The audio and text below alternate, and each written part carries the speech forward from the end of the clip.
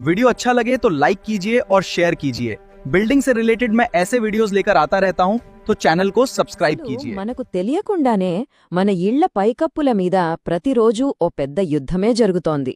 ఈరోజు మనం ఒక టెక్నికల్ మాన్యువల్ను లోతుగా పరిశీలించి మన భవనాలను కాపాడే సైన్స్ని విడమరిచి చూద్దాం. ఈ విశ్లేషణ పూర్తిగా దాని గురించే. అవును, ఇది కంటికి కనిపించని యుద్ధం.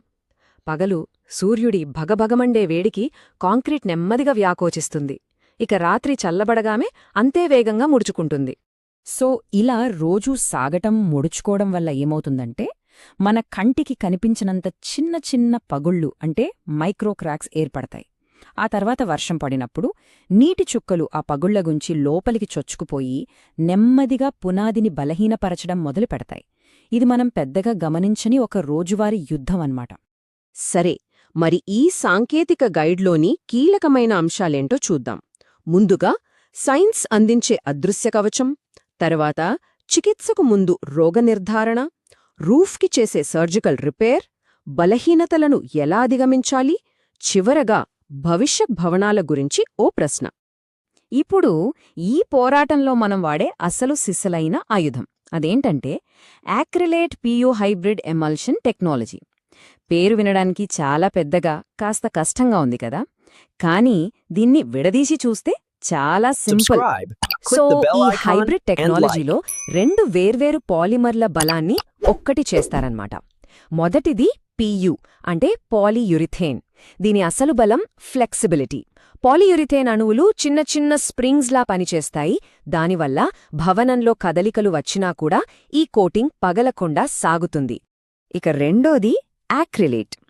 దీని ముఖ్యమైన పనేంటంటే సూర్యుడి నుంచొచ్చే ప్రమాదకరమైన యూవీ కిరణాల నుండి నిర్మాణాన్ని ఒక కవచంలా కాపాడటం. ఈ రెండింటినీ కలిపినప్పుడు మనకు రబ్బర్లా సాగే కానీ అదే సమయంలో ప్లాస్టిక్లా వాతావరణాన్ని తట్టుకోగల ఒక అద్భుతమైన స్కిన్ లాంటిది తయారవుతుంది.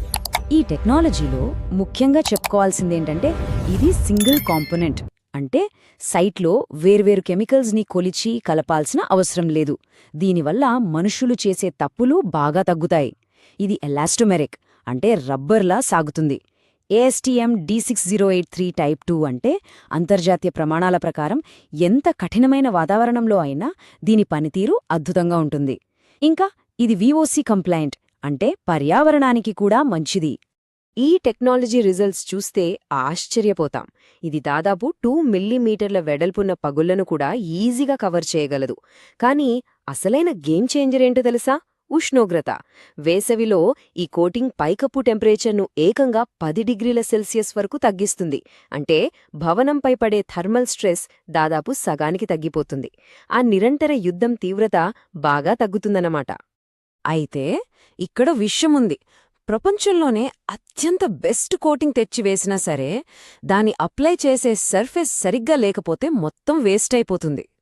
అందుకే ఈ కోటింగ్ వేయడానికి ముందు చేసే ప్రిపరేషన్ అనేది ఒక సర్జికల్ ప్రొసీజర్ లాంటిది. ఈ డాక్యుమెంట్ ప్రకారం సరిగ్గా 1400 PSI ప్రెషర్తో వాటర్ జెట్ని వాడాలి. ఈ హై ప్రెషర్ ఏం చేస్తుందంటే సిమెంట్ పైన ఉండే బలహీనమైన పొడి పొర అంటే లేటెన్సీ అని పిలిచేదాన్ని పూర్తిగా తొలగిస్తుంది. ఇది మనం మామూలుగా పైపుతో కడిగితే అస్సలు పోదు.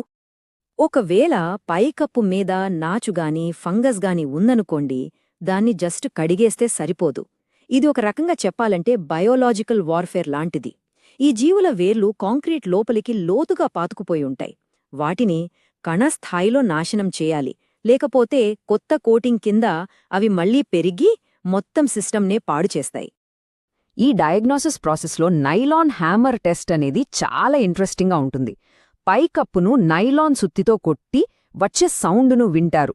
ఒకవేళ బోలుగా డొల్లగా శబ్దం వస్తే పాత ప్లాస్టరింగ్ పొర బేస్ స్లాబ్ నుంచి వేరుపడిపోయిందని అర్థం. ఆ బలహీనమైన భాగాన్ని పూర్తిగా తొలగించాల్సిందే. అంటే సౌండ్ని బట్టి లోపల ఉన్న లోపాల్ని కనిపెడతారన్నమాట. సరే, రోగ నిర్ధారణ అయిపోయింది. బలహీనమైన భాగాలన్నీ తీసేశారు. ఇప్పుడు అసలు సిసలు సర్జికల్ రిపేర్ స్టేజ్ మొదలవుతుంది.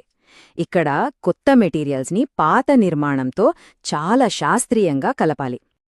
కొత్త సిమెంట్ వేశారనుకోండి, అది పూర్తిగా సెట్ అవ్వడానికి, గట్టిపడటానికి గైడ్ ప్రకారం ఖచ్చితంగా 8 వారాలు ఆగాలి.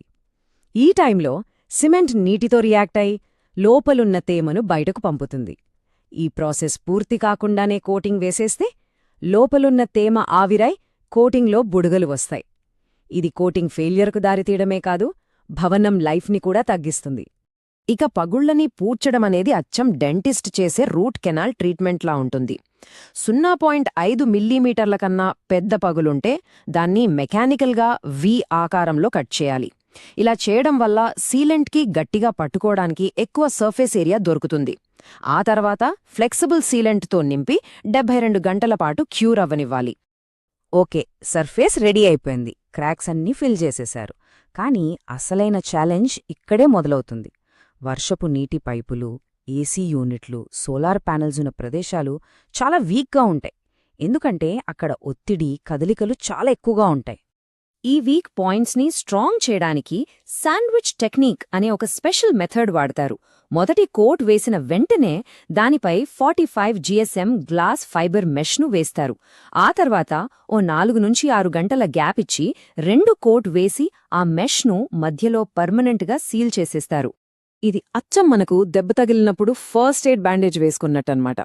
ఈ మెష్ ఏం చేస్తుందంటే ఒత్తిడిని ఒకే చోట కాకుండా మొత్తం ఏరియాకి పంచుతుంది.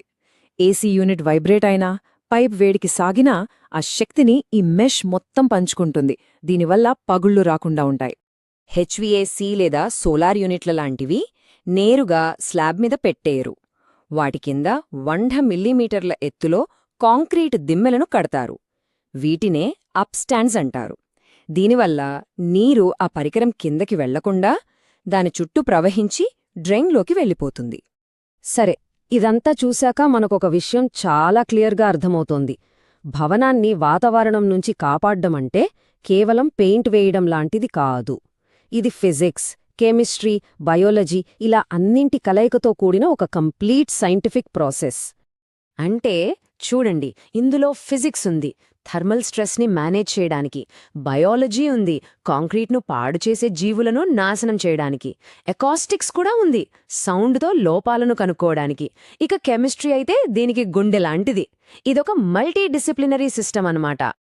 కాబట్టి వాటర్ ప్రూఫింగ్ అసలు లక్ష్యం కేవలం లీకుల్ని ఆపడం మాత్రమే కాదు. ఇది మొత్తం భవనం యొక్క ఎకోసిస్టమ్ను కాపాడటం, వేడిని తగ్గించడం, వైబ్రేషన్స్ను తట్టుకోవటం, పునాదిలో ఉండే స్టీల్ను తుప్పు పట్టకుండా చూడటం. ఇది దీని అసలు ఉద్దేశ్యం. ఇప్పటి వాతావరణాన్ని తట్టుకోవడానికే మనకు ఇంత సైన్స్, ఇంత కెమికల్ ఇంజనీరింగ్, హైబ్రిడ్ పాలిమర్లు అవసరమవుతున్నాయి. మరి రాబోయే దశాబ్దాలలో వాతావరణ మార్పులు ఇంకా తీవ్రమై ఎండలు, వర్షాలు విపరీతంగా మారినప్పుడు మన భవనాల పరిస్థితేంటి? భవిష్యత్తులో మన బిల్డింగ్స్కి తమ పగుళ్లను తామే బాగు చేసుకోగల ఒక జీవచర్మం అంటే ఒక లివింగ్ స్కిన్ అవసరమవుతుందా? ఇది మనందరం ఆలోచించు. Subscribe